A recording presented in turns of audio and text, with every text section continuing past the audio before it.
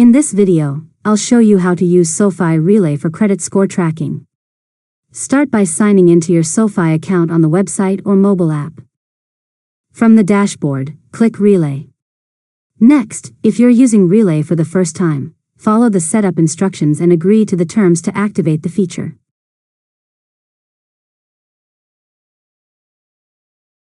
After that, connect your financial accounts if you'd like a more complete view of your finances.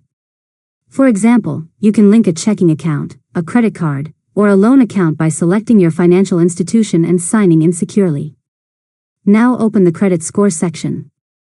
You'll see your current credit score along with information about the factors affecting it, such as payment history, credit utilization, and account age.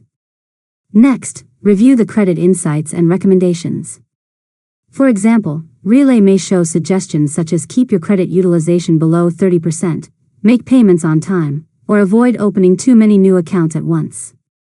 After that, check your credit score regularly to monitor changes over time and track how your financial habits are affecting your credit profile. Finally, keep your linked accounts up to date so Relay can continue providing an accurate overview of your financial health and credit information. And that's it.